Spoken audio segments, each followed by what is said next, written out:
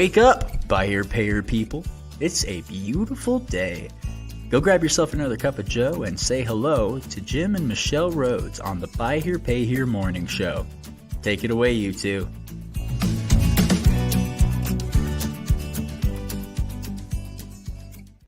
Yay! Happy Friday, everybody. Good morning, everyone. Yeah. Friday. Welcome Day after to Halloween. the Halloween hangover day. Is this Day of the Dead? Oh, I don't know anything about that really.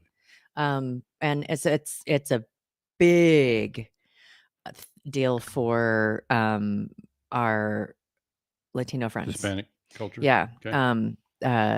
It's kind of a day when they connect with their ancestors, and it's a day that they pay homage to those, and that they believe that the souls or the spirits of their ancestors can come visit.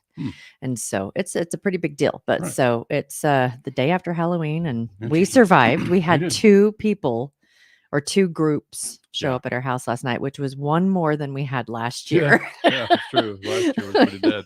We were we started getting towards, it's starting to get dark, and I said, honey, do we have any candy? Yeah. Because we don't really decorate for Halloween. Neither one of us have kids, and we don't live in a neighborhood that there are any young children. No, I've eaten all the candy. And so, you'd already eaten. No. Yeah. So Jim went to run to go get some candy, and good morning, George. And we just the first group that came were a bunch of teenagers. They were really, really cute, but Jim sat and struggled with getting this bag of candy open for them. And so he handed them the bag. He says, you guys work on this. He went inside to get a pair of scissors. One of the people got it open, and they're like, we got it. So it's handful, because no one came. So now we have all this candy that we will be consuming. Yes. Slowly. Mm-hmm. Yes. Right. Okay. What other things do we have this morning? We don't want to forget to remind folks we're like a week away from the NIADA Super Forum in New Orleans. So post that on the screen for folks can still get registered for that. And we're hearing a lot of people planning to attend. I've had quite a few people on social media. Really? Where people That's awesome. are asking me, if we'll be there, and we won't be there, but I'm glad to hear that a lot of dealers are planning to attend. Mm-hmm. Absolutely.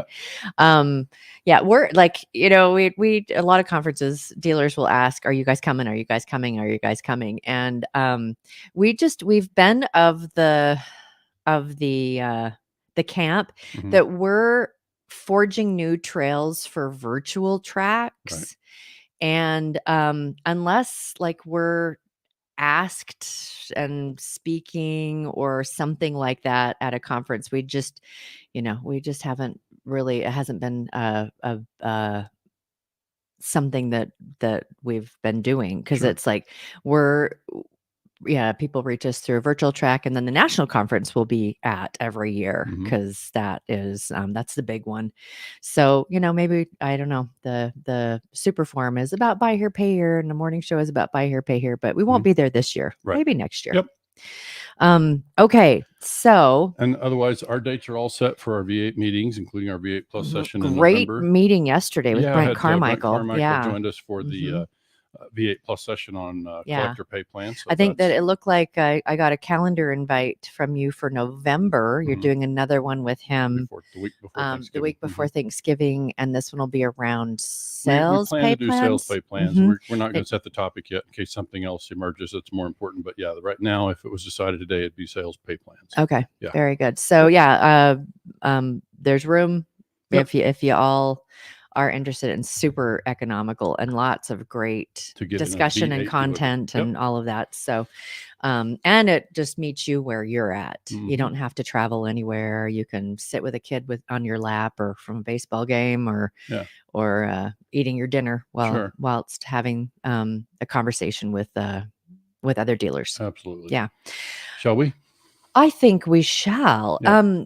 So this topic, it comes around about this time every year. It's because this is the time of year that a lot of people that understand an RFC are looking to do that for the tax breaks for the year. So, and we're working with some dealers that are getting their RFC set up, and Jim has been around this topic for decades. And, always says, I'm not an accountant, but I've trained a few in RFCs in that understanding. Sounds really smug, but it's mostly true in that we meet a lot of CPAs, especially local CPAs that, can you help my CPA understand this RFC that we're setting up, right? It's a local person. Yeah, because there's a very small handful in this country of CPAs that are experts. Oh, sure. At buy here, pay here, period. Yeah. Well, and then when you add the RFC and then when you add the RFC element, there are elements to this RFC thing that are different.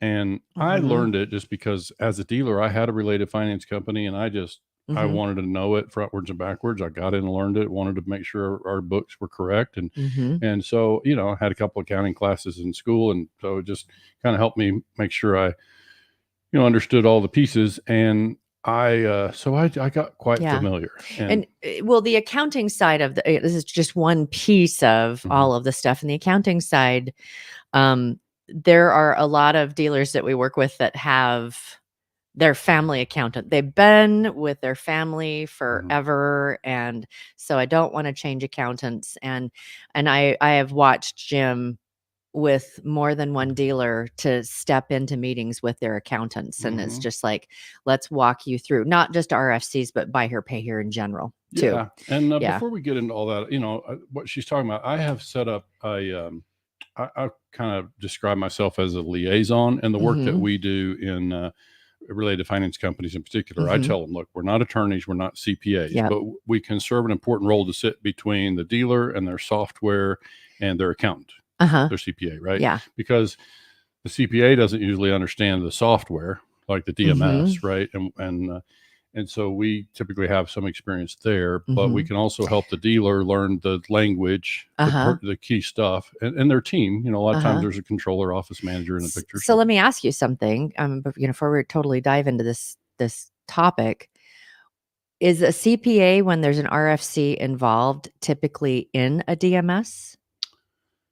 I doubt it. I mean, I think that varies. Okay. I think that varies. So when you say you're a liaison, it's not with the CPA and the DMS, it's the dealer and the DMS, and then the dealer and the CPA. I mean, it's very, kind of like, when I'm involved, it's very open communication with all of them, so that I'm telling everybody one time, here's the entry that you make based on what's coming out of the DMS.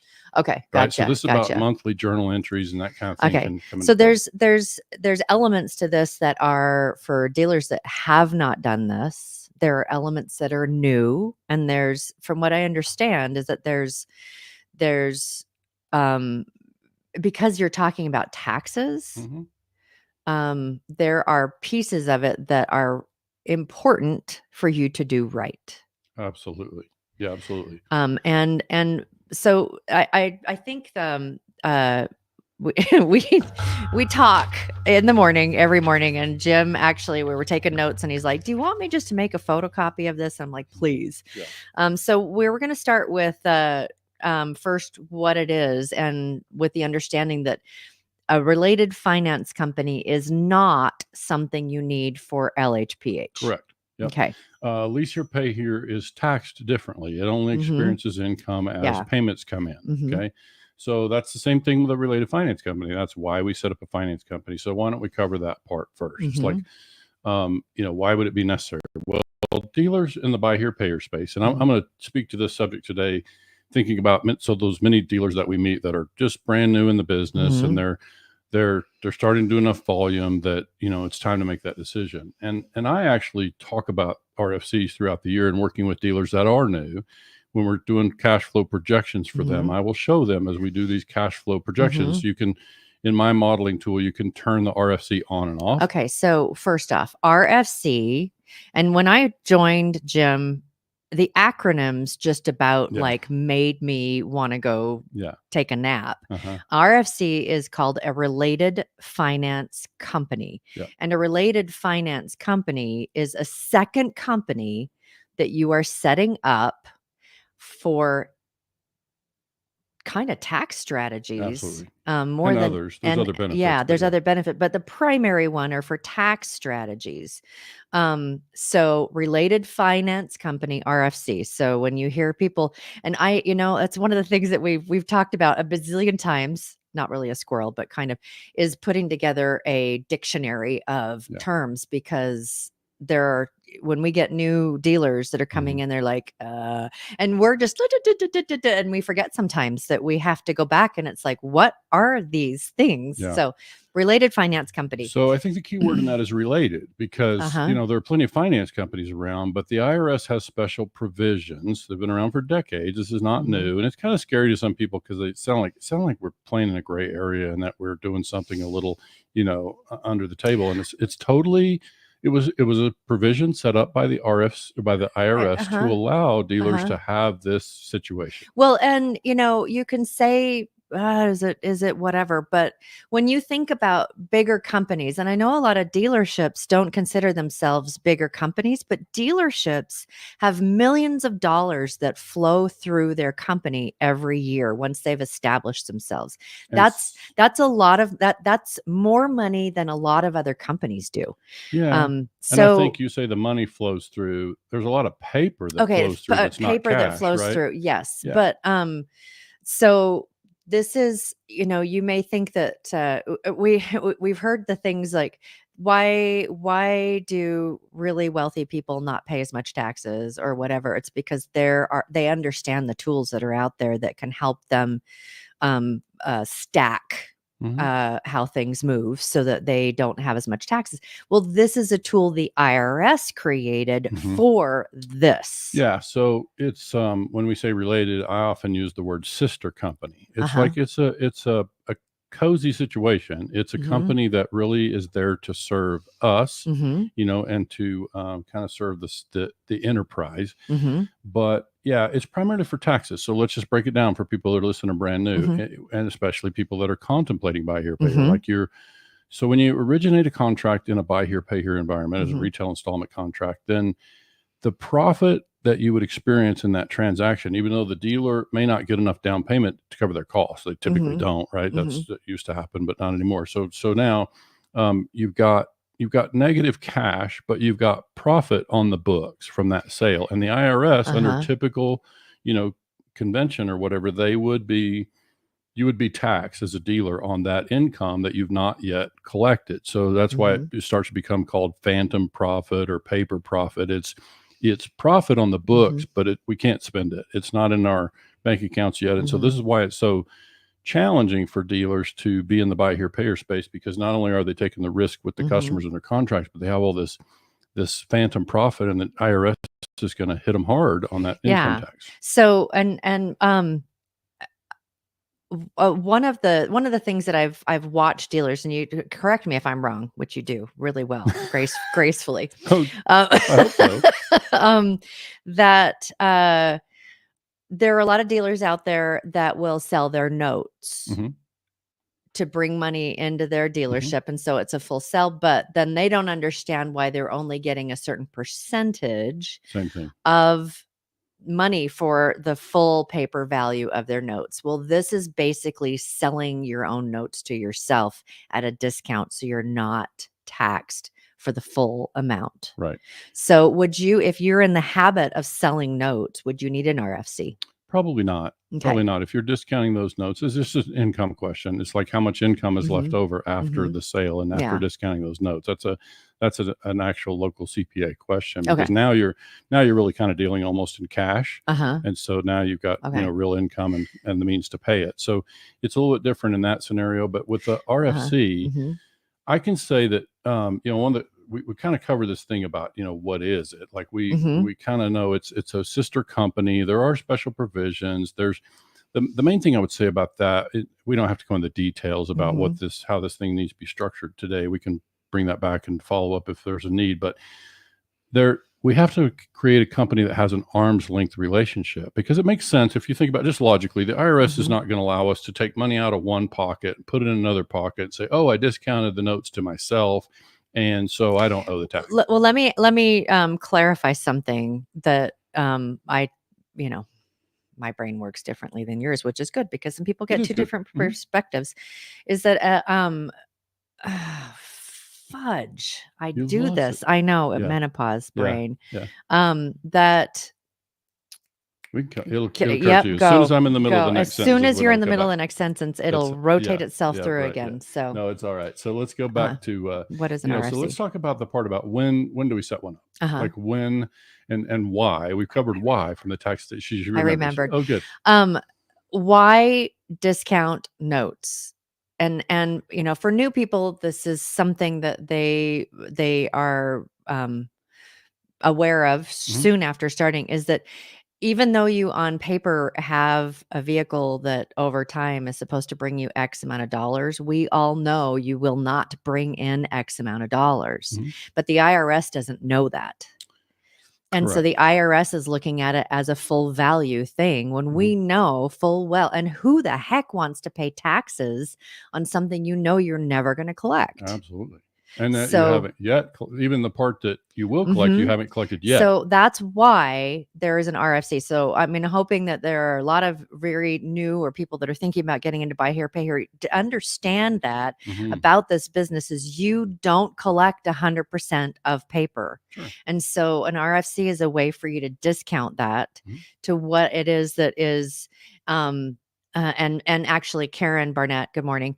Amanda Sanchez did a video on that. That's free from the boardroom. And it's kind of to educate you about that and I'm pretty sure Amanda says, what is the amount or the percentage that you can, because there are some dealers out there, I'm just going to do 50%. Well, that's not how it works. So, I mean, this is why you want to get professional help, because you don't want to get some of this stuff wrong and have to go back and undo it. So back to why, when to set one up. Okay, so we covered the why to some extent. Like we want to because we need to discount these notes. Okay, some of the other reasons that you would do this is capitalization, like your ability to get funding, and whether that's through banks or partners, investors.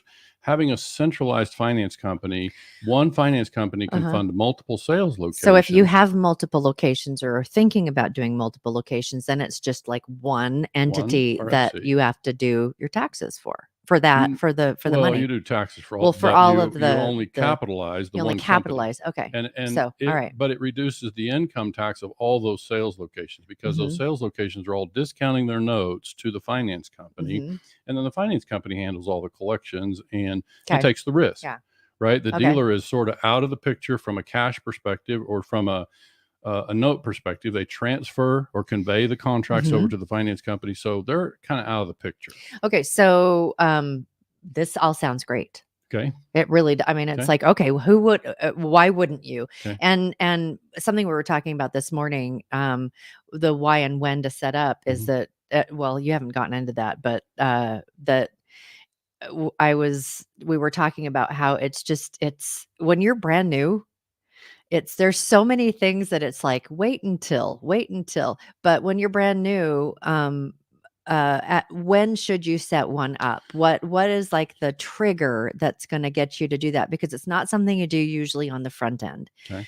It's something that you do once you're in flow of running business. I think my answer on that is different than it was 20 years ago. And my answer on that is different maybe than a lot of CPAs that would speak to this. So I think there can be situations where a dealer can justify setting it up right out of the gate. It depends on their capitalization and their volume and all these kind of things and their funding structure. Like if they're private investors in the picture, it may make sense to set up an RFC immediately. Yeah. Yep. Because you're going to have enough volume and you're going to have enough income to need to discount at some point. But because there's these other elements, not to mention just the learning curve, right? To get in there and get familiar with it before you actually need it. So I think this is something that my answer for when is combination of when will the income tax benefit, the actual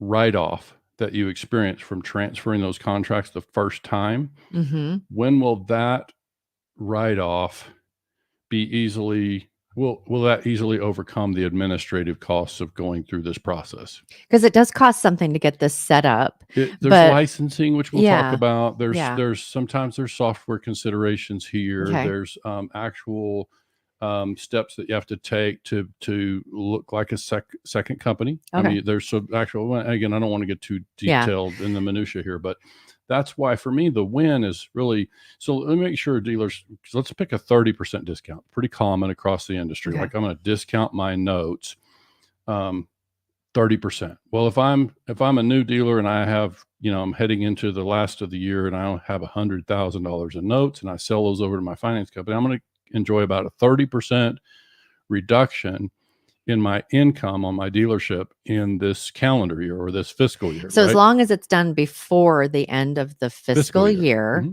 that you can leverage those benefits for the entire year. Correct. Even if you've been doing quarterlies. I mean, well, not even if, but that's like the final thing for wrapping up the whole year. Sure. is it can be something that's retroactive from what you're doing quarterly for that first year. Your profit and loss report for that year. For the first year. After that, it's like your quarterlies are always in the RFC. So that's so in the grand scheme, that's $30,000, reducing your income by $30,000 and maybe reducing your income tax 10, 15,000. Maybe it's worth it. Well, yeah. But the reason my answer is different now than it was 20 years ago, it's a much simpler process now with a good DMS. And this is where you start to separate. This is why we see a lot of dealers out there doing a budget, sort of system for their RFC. And then when it comes time to set it, or for their dealership, rather, and then when it comes time to set up the RFC, this is one of the areas where you start to separate. Well, and this is, when you're talking about DMSs, this is when we're coaching new dealers in, we've mentioned many times on the show that the first piece, other than their location and the name and the business license, is what DMS are you going to use? And so the conversation is around what things do you want to be able to do, and then we'll advise around, you're not thinking about this right now, and then looking for a DMS that can do those things, and then the DMS that and then once you've chosen that, then you choose the things that the layovers like GPS and underwriting that integrate with that, so that it's it just everything can kind of play nice. So when I'm working with a dealer that's new, I say, depending on what they tell me they're looking to do volume wise and how they're capitalized, I said, well, let's think ahead to, we don't want to choose a software that we're going to outgrow, because even though that's also better than it was 20 years ago, the conversions, it's still a mess, a lot of headaches, a lot of delays. we did a show a little while ago about what does it look like to divorce your DMS, and some of them are gracious and some of them are not. And even if you're not divorcing, you're just migrating to a new system in a way. I mean, it's not necessarily an unpleasant thing, but if you move to a new DMS, it's almost always painful. So the point is that be very, very aware when you're choosing a DMS, because this RFC question will be woven into it. Yeah. And they're just they're handled very differently. Sometimes it's a separate subscription, which means, again, we don't need to get too far in the minutia, but all the stuff about how these contracts transfer, what is the actual process, and how clean is it, and how much of the accounting does the system help with in terms of how it handles the books for this stuff. So there's been some circulating questions lately about DMS and accounting, like, should I have my accounting in-house in my DMS, or should I have it outside? And I'm generally a proponent for having the accounting outside. Just export from your DMS so that you can take the data to whatever accounting system you want. And if you change accounting systems, then you don't have to change your DMS, right? You can just move it over to something else. So that's generally what I prefer, but we're still counting on, if we have both our dealership operation and our finance company in the same software, then we're going to be counting on it to produce the necessary journal entries. And even the best systems, I got to say, and I'm sure Amanda and Hugo and the experts out there can back me up on this, even the best systems out there, I find that they don't go all the way on the RFC accounting. They unless it's improved since the last time I was in one, they only do about 95% of the accounting, and there's some pieces that they just kind of leave undone. And so when it's a DMS with the accounting integrated into it, is that what you're, or just no, I'm saying the reporting DMS system to export. Like if I have a dealership and an RFC and I'm pushing all my data to my QuickBooks or whatever, then there's still some work to be done on the RF or on the accounting side, because the DMS doesn't do it all. I wonder if that's part of what the conversations we've had with Amanda. And those of you who don't know, Amanda Sanchez is one of the it's really well known and respected buy here, pay here accounting firms. And because that's what they do. That's their specialty. That's where they live, right? And so they know that stuff really well. And so that's why you want to choose in a situation like these. You want to have people who can do this. So well, which makes me wonder, because when we've talked to her about that, and she's getting a new client and then going back and looking at their things, I'll have to ask her, but she's more than once said, your accountant that you had, your family accountant that been with the family for whatever, how many years. Well, you're about X amount of dollars behind on your taxes. You owe X amount of dollars more than what you think you do. And I've heard her talk about millions of dollars if it's not being done. Because if you've got an accountant that's just pulling those things and only getting the 90% of the stuff, I wonder if that's part of what attributes to that. as well. And this is something that I'll say for the CPAs, but my information as a consultant advisor who's on the periphery of a lot of this stuff in accounting, it's been my understanding that we're not allowed in buy here, pay here to do loss reserves. Like I've seen plenty of financial statements over the years from dealers where their accountant has said, well, we'll just reserve for the losses. We'll just allow for them in the budgeting on the P&L. We'll create an account and we'll set up loss reserves. But my understanding is that's not really permitted by the IRS. In our situation, in buy here, pay here. And a regular accountant wouldn't really understand that. I don't know that. And so I think this is something that this is where you start to separate. And this is where you can, can you get by until you have an IRS audit, I suppose. But this is part of what we advocate for. Just doing it right. It's not that difficult. It's really just not as difficult as it once was. And I would say the better software you have, the easier that is. So it's just it's a matter of knowing the pieces. And so go ahead. Back to the liaison piece. I think one of the things that I try to do with when I do an engagement to help somebody set up an RFC, which often is included when we do a launch and we start people from brand new, it's part of the engagement whenever they're even ready if it doesn't happen in the first year, it's just part of that engagement. And I typically support them through their first 2 to 3 rounds of financial statements after the RFC's in place. So there's just making sure it all kind of ties together and that they all understand the moving parts and that we're getting all the entries located in the DMS and that we, kind of have the hang of that part. And now your local CPA can probably run with it, but we just gotta get them to the place where they get familiar with all the entries and what reports to run in the DMS and which line from the DMS is what, relevant number. So that's part of what we try to fulfill. And I just think it's important to kind of recognize those pieces because there is not everybody out there in the accounting world is familiar with finance company accounting. And there's finance company accounting, and then there's this related finance company where we really need, if I'm the dealer, I want to make sure my financials tie together. If I transfer $100,000 in contracts from my dealership to my finance company, I want to see those entries tie together. I want to make sure that, is joined at the hip on both sides. And so this is part of why I think, good systems definitely help in that regard. So Benefits, besides this obviously income tax benefit that we see, the centralization of the risk is one thing. Centralizing from a standpoint of the capitalization and the funding, like I said, investment. It becomes much easier for me to go get investment around my finance company. That's where the income now is we have 2 types of income basically in the RFC. Without getting too detailed, but it's like now I can capitalize that one company. That company can then source the contracts from and if it doesn't matter how many dealerships I have, I can, out of one finance company, I can source contracts from multiple sales locations. And so now it's much simpler to raise money inside that entity and to kind of keep everybody on the same page. I would say reach out to me if you're contemplating doing that, because we've run into problems. There are inherent problems with having investors come in only on the finance company side and not be involved in the dealership side, for reasons people can probably anticipate. We've encountered that a lot, Sure. and yes. So there are things to consider in setting that up, and how to bring in those investors and how to have them participate and so on. So just be aware that there's some elements to look at in that regard. So the next thing is like what's required, and Karen piped in again. She's like, it's very possible that it's not cost effective to set up in the beginning for dealers with typical first year growth.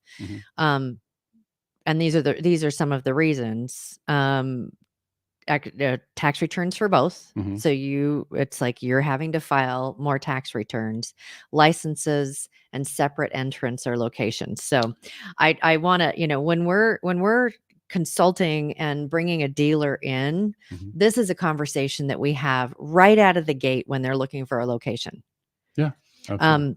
And so, because they're like, oh, this is cool. It's like, does it have a second entrance? Right. And they're like, well, why? And it's like, because when you set up an RFC, you legally are required to have a separate entrance by the IRS. Yeah, they call it an arm's length relationship is kind of the broad way to explain that. And I challenge my dealers to set up, and we're working with one now on the East Coast, and I always challenge them to set the thing up in a way, treat it like it were across town or even in the next county. Well, and some people will do a separate building and have it in a separate location. Yeah. But if you're going to have it in the same location, it needs to have a separate entrance. And a separate address. So again, like this A is kind of and getting B. the minutia. There's a lot of yeah. stuff around this kind of arm's length part that we can come back and go to another level sometime. But it's like for this, I think we don't have to get that detailed. Just know that there are, in that arm's length relationship, when you go set up this, and I touched on it, the IRS has to have a set of rules, because they don't want you to just claim that you're a finance company and you put money out of one pocket in the other, I say, and take your write-off and go on. Like there's a reason that a dealership is taxed the way it is. And so for you to sidestep that income, they're going to have a set of rules, and you're going to need to play by that set of rules if you want to survive an audit. Well, and the ability to be able to do this is something the IRS created, and this is their, all right, so if you're going to do this, here are the things you got to do. And listen, I don't want to sound like we're scaring people, because there are tons of dealers out there doing it very successfully, and it's a beautiful structure, and it can make a lot of sense. We Once just it's don't set want up, people do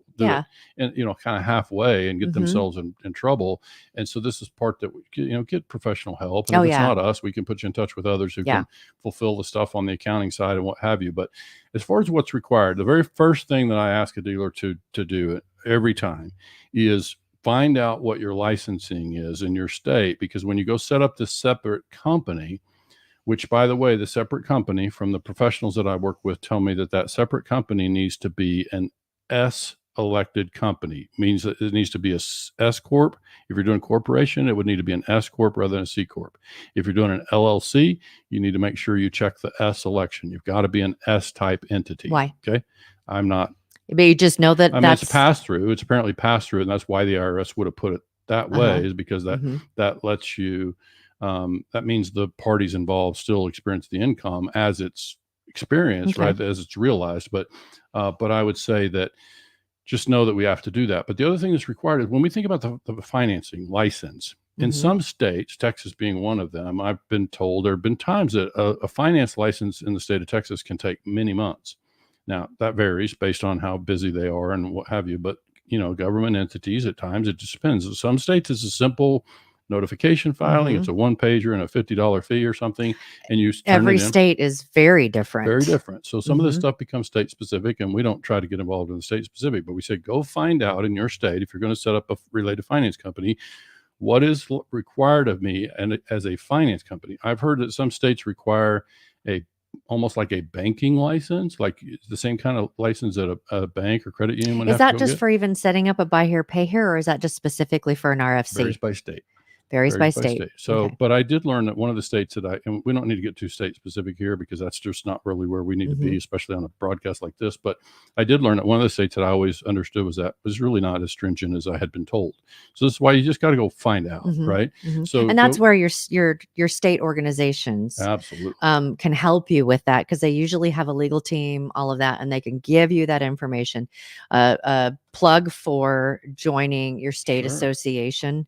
And if you don't know who your state association person is, then go to NIADA and they will direct you where to go, because their NIADA is the parent of all state associations. So yeah, and there are a lot of resources in certain states. There's certain more resources, but yeah, find out, get with your state association, write that check first, make sure you're a member of that association. They'll have some resources. You'll have a lot more resources than you do if you don't. Yeah, and some of those, some of those states have legal resources, and so just get that, write that check first, and find out what's required to get a license for a finance company, so that you're legitimate as an entity in that way in your state first. And so, even when we're consulting, that is something that we ask our dealers. It's like, go to your state, get your list, and we'll help you get through all the rest of the stuff. But just go to your state, find out what it is that they need outside of IRS requirements, right. And then we can help you through the rest of that. Yeah. So, it just becomes a question now of, so when does this make sense? And we just hear from a lot of dealers, and I'll sometimes ask them, and I'm surprised at the size of some of the operations that we work with that don't have one. We're working with one right now that has a portfolio of over 5 million. So if you do a 30% discount on $5 million of notes by the end of the year, that dealer is able to write down their income in 2024 by more than $1.5 million at a 30% discount, because the discount is on the notes. We didn't say that, but it's on the note itself. So it would be whatever the note balance is, principal, at the time the contract gets transferred after down payment and all of that. Right. Yeah. But you're also adding in your recon costs and, that's part of the cost side. Yeah. Yeah. So the note is the note, whatever we've originated and agreed with the customer signed the note. And then if they've made some payments, and the note would be less. And so like in this dealer's case, they're going to have some new contracts, a whole lot of seasoned contracts, but you can certainly discount and sudden over a seasoned contract. So when would you suggest, we talk about, in a year, but sometimes dealers might only be selling 5 cars a month. And so what would you say is the threshold to say now is a good time for you to do this? Again, I just think the administrative costs, you have to look at how many contracts you have and what that discount, if you just use a 30% factor and you just say, take the number of dollars you have in your portfolio principal, multiply that times 0.3. That's going to be your adjustment to your income. Now compare that to the administrative cost. So I would say that's a smaller number than most would say. I can see a dealer justifying that if they're on the right software and it's simple enough. I can see them justifying that. Why? Because it could be next year where we can have a conversation around capitalizing your entity, and I'm going to want to see you capitalize the RFC. So we've already got it. We took advantage of tax discount last year, and now we've got the thing ready to capitalize. And if I bring in a lender in the picture, the lender's going to want to be attached to the RFC, so it's an administrative question. It's a cost of the administration to get it set up. And as Karen alluded to, there are things that you have to satisfy in this arm's length relationship to make sure it's a legitimate sister separate company. Okay. And so it can be related, but it needs to be separate. That's why they call related finance company. Yeah. And so it's going to have a special set of rules. And that's why I say there's so few people in the country that are familiar with this. It's really our buy here, pay here space. There may be other, furniture businesses or whatever else that do it, but in automotive, we have big ticket transactions. We have a lot of phantom profit. And so this is why it's more common in the buy here, pay here space. But I said, there's just aren't that many people that are familiar with the whole element. So it's just important to get it done right. It's just not worth saving a few bucks to kind of, skirt around it and go set it up yourself and that risk doing it wrong, because the price of that can be huge. Well, and like Karen said, Amanda Sanchez has some videos that they're free to anyone about setting up an RFC. We also find that, it's as we're developing our curriculum and our content and everything, that there's a lot of different ways, you can do it for them, you can do it with their help, or you can have it be self-service. So that video with Amanda and the content that we put out with the Buy Here, Pay Here morning show is do it yourself. Most people don't have the bandwidth to be able to do that. So if doing an RFC is something that you either looking forward to do this year or next year, I mean, this year we're getting kind of close to the ending, but there's still time. The major delay will be licensing. The major There's delay, time for somebody to get yeah, one set up before the close of, if that's their fiscal year. Yeah. And most people are a fiscal on a calendar year, right? But if yeah, you're right. There's time to do it. Just got to first check on licensing. And if you find out the licensing, if you've got time to do the licensing, you want to do it, reach out. Yeah, absolutely. So if you need help, call or text 903-816-0216. And even if it's not Jim, there's a lot of other people out there too. And if you want to, We'll always do a free discovery call, and we'll always be able to say if we are a fit or not a fit, and we can give a quote for what. But it's important enough doing an RFC that it's a good idea to have someone that understands it, that's sitting in your corner with you, to help you walk you through it, because it is, I mean, who wants to mess with the IRS by setting something up wrong and then they're coming back and and then the last thing I would say on this is it kind of relates to as a white hat element is one of the things that I see in the software separation is if I'm a dealership and I'm training my cashier or my collectors to take payments, I don't want to be in a position. I don't want my collectors and cashiers to be in a position is, okay, Mrs. Jones is on the phone wanting to make a payment. I have to figure out if Mrs. Jones' contract is in the sales company, because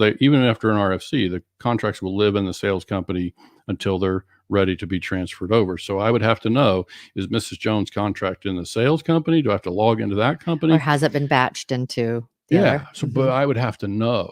I would have to know which company, because a lot of the systems make us go log into one company to process, and then I'd have to log out and log into another company if Mrs. Jones is actually over here. Do all systems do that? No, I'm saying this is where we start to separate. This is where we start to separate. This is one of the key things. Is like, it sounds like a small thing, but some of the better systems, I just look up Mrs. Jones, I go in and post the payment, and the system handles the rest. The system knows whose account is whose, where the system, where the contract belongs.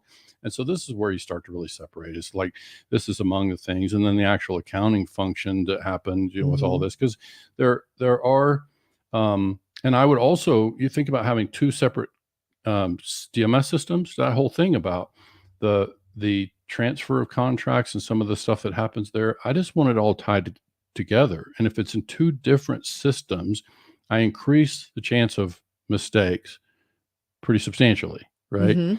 Because there's just a human error. I'm doing this process over here, and I'm come over here and do the process in the other system. And that's you're also, even if it's in the same DMS, but it's a different account, different profile. Is they don't connect. And so it has to be manual both ways. Human error. Yeah. I mean, I know that computers and systems make mistakes, but it's usually, if those mistakes are made, it's because there was a human error in how it was set up or something typically.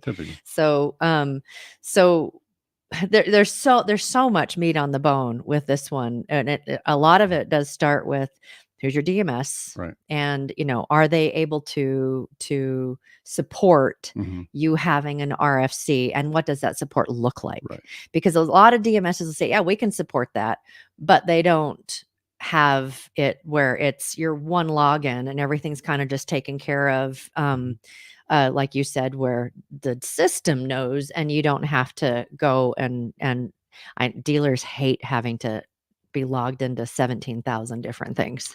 And collectors do too. And I think I don't want to get, and we can wrap up on this one thing. It's a little more detail, but I would say when people say, why 30% discount, right? Like when I'm working with a dealer that's new and we're loading cash flow modeling and there's a place where I can talk about, I usually show them a 30% discount. It's pretty common.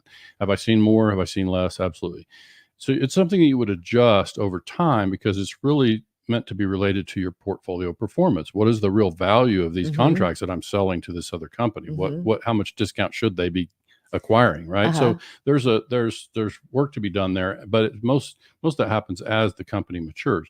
But when you start at a 30% discount, it gives you, that's common. And why does that happen? Because the finance company is going to earn the interest when they acquire those contracts, all the interest associated with those contracts is going to belong to the finance company, but that's not enough profit for them. They need to earn some discount, some other opportunity for taking on the risk of the contracts. And so that's why they buy it at a discount. Which is why when you sell your notes, they buy them at a discount too, because there's a risk there associated with it. And they need the income from both. Yeah. And it's just, it's a whole nother can of worms. Yeah. Let's not do it. Oh, make a note and we'll bring it back. Yeah. Well, yeah, it's where I'm just going to give you a teaser. Okay. Repo rates or charged off accounts, percentages, which is a big hot topic, and why dealers are complaining when a capital provider only wants to give them 70% or 60% or a bulk buyer, or and it's like, that's why. Okay. Well, they all have their own algorithm too, what they look at, but we can save that for another day. Yeah, absolutely. Hey, everybody, thank you so much for joining us today. Again, if there is anything that we can help you with on getting your RFC set up, we do a free discovery call.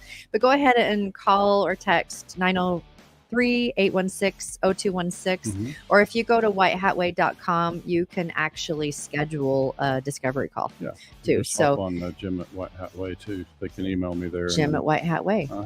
Absolutely. All right, everybody. Well, thanks so much for joining us today. We really, really appreciate you supporting what it is that we're doing with education. And so spread the word. And if we have a lot of things that are done on spreadsheets and visuals and stuff, make sure you go to YouTube and like and subscribe, because you'll be able to see all of the things that we're talking about. I know that there's a lot of listeners out there that are in just audio listening land. So there's lots of good quality content that you just need to be able to see. Everybody, have a great weekend, and we will see you on Wednesday.